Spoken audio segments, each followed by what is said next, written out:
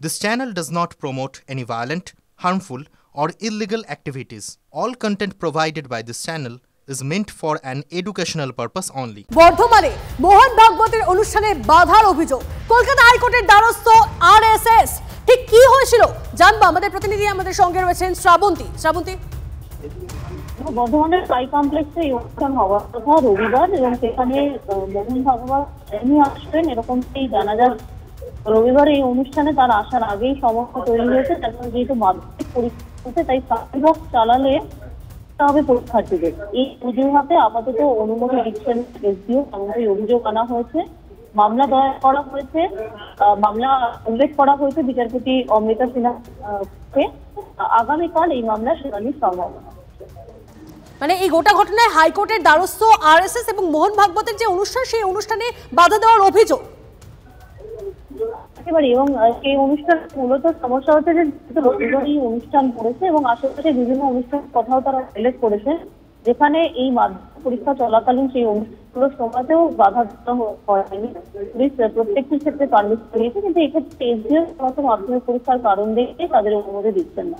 বিচারপতি অমৃতা সিনহার দৃষ্টি আকর্ষণ করা হয়েছে। আগামীকাল শুনানি হতে চলেছে, সেখানে তারা জানাবেন যে কোথায় কোথায় কি কারণে রাজ্য সরকারের পক্ষ থেকে জানানো কেন মোহন ভাগবতের এই অনুষ্ঠানে।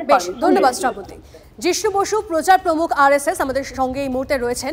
আচ্ছা, বর্ধমানে মোহন ভাগবতের যে অনুষ্ঠানে বাধার অভিযোগ এসছে সামনে, আপনার থেকে আমি একটু ক্লিয়ার হওয়ার চেষ্টা করবো যে ঠিক জটিলতাটা কোন জায়গায়, কি সমস্যার সম্মুখীন হতে হয় আপনাদের? প্রতিবারই শেষ পর্যন্ত অনুমতিটা আদালতের থেকেই নিতে হয়, আর প্রতিবার আদালত রাজ্য সরকারকে ভৎসনা করছেন যে এরকম ধরনের কাজ করার জন্য, যেটা অত্যন্ত দুঃখজনক যে এখানকার প্রশাসন একটা রাজনৈতিক দলদাসের কাজ করছে। এইটা সারা ভারতের আর অন্য কোথাও নেই। রবিবার দিন কার্যক্রম, রবিবার ছুটির দিন, ওই স্থানের কাছাকাছি কোনো স্কুল নেই, মাত্র 2 ঘন্টার প্রোগ্রাম এবং ছোট সাউন্ড বক্স লাগিয়ে করা হবে সেরকমও অঙ্গীকার করা হচ্ছে। তা সত্ত্বেও মানে বাইরে ওখানে শব্দ বাইরে যাওয়ার খুব বেশি সুযোগও নেই, সাউন্ড বক্সেই করা হবে এরকমই বলা হচ্ছে। তা সত্ত্বেও কেবলমাত্র রাজনৈতিক নির্দেশেই এরকম প্রতিবার বাধা দেওয়া হচ্ছে, এবং এর আগেও গত 2 বার আদালতের নির্দেশ পাওয়ার পরেই আমাদের কার্যক্রম করতে হয়েছে। এইটা ভারতের আর অন্য কোথাও হয় না, এবং এটা ধীরে ধীরে প্রশাসন নিষ্ক্রিয় হয়ে যাচ্ছে।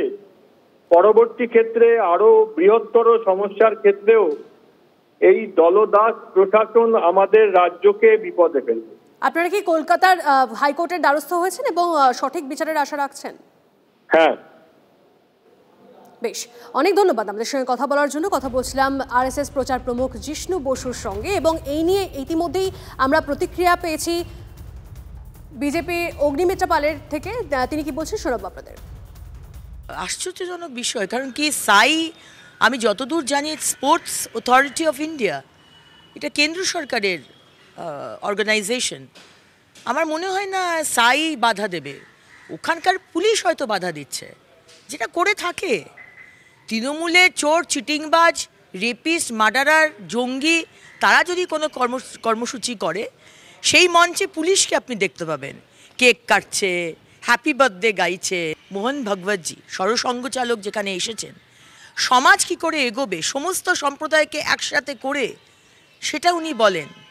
সেখানেও মুখ্যমন্ত্রীর অসুবিধে, খুব আনফর্চুনেট।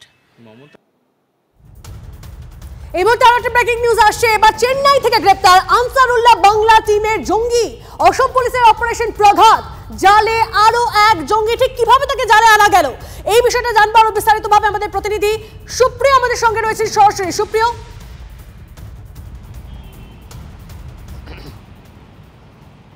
তন্নিষ্ঠা, তোমাকে প্রথমেই যেটা বলবো যে কয়েক মাস আগে থেকেই অসম এসটিএফ তাদের যে অপারেশন শুরু করেছিল প্রঘাত, সেই অপারেশনে কিন্তু ইতিপূর্বে আনসারুল্লাহ বাংলা টিম, বাংলাদেশের নিষিদ্ধ জঙ্গি সংগঠন বা বলা যেতে পারে জামাতুল মুজাহিদিনের শাখা সংগঠন, সেই সংগঠনের সক্রিয় বেশ কিছু সদস্যকে তারা গ্রেপ্তার করেছিল। এমনকি এ রাজ্যেও অভিযান চালিয়ে দুজনকে গ্রেপ্তার করা হয়। আর সেই অপারেশন প্রঘাত কিন্তু এখনও কন্টিনিউ করছে এবং যেটা আমরা অসম এসটিএফ সূত্রে জানতে পারছি যে অন্ধ্র এবং তামিলনাড়ু পুলিশকে সঙ্গে নিয়ে গতকাল অসম এসটিএফ যৌথভাবে একটা অভিযান চালায় চেন্নাইতে এবং সেখান থেকে আবু সালেম আলী নামে অসমের বাসিন্দা এক ব্যক্তি, সেও যেটা এখনও পর্যন্ত অসম এসটিএফের তরফ থেকে দাবি করা হচ্ছে যে আনসারুল্লাহ বাংলা টিমের একজন সক্রিয় সদস্য, এমনকি জামাতুল মুজাহিদিনের সঙ্গে তার যোগাযোগ ছিল।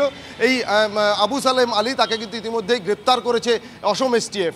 এবং এই আবু সালেম আলী সম্পর্কে আমরা আরও যেটা জানতে পারছি যে ইতিপূর্বে শাহিনুর ইসলাম এবং নূর ইসলাম মণ্ডল, যারা কোকরাঝাড় এবং ধুবড়ি থেকে এই অসম এসটিএফের যে প্রঘাত অপারেশনে গ্রেপ্তার হয়েছিল, এদের সঙ্গে কিন্তু ঘনিষ্ঠ যোগাযোগ ছিল বা এই দুজনের সঙ্গে তার অত্যন্ত ভালো সম্পর্ক বা এদের ক্লোজ অ্যাসোসিয়েট বলা যেতে পারে।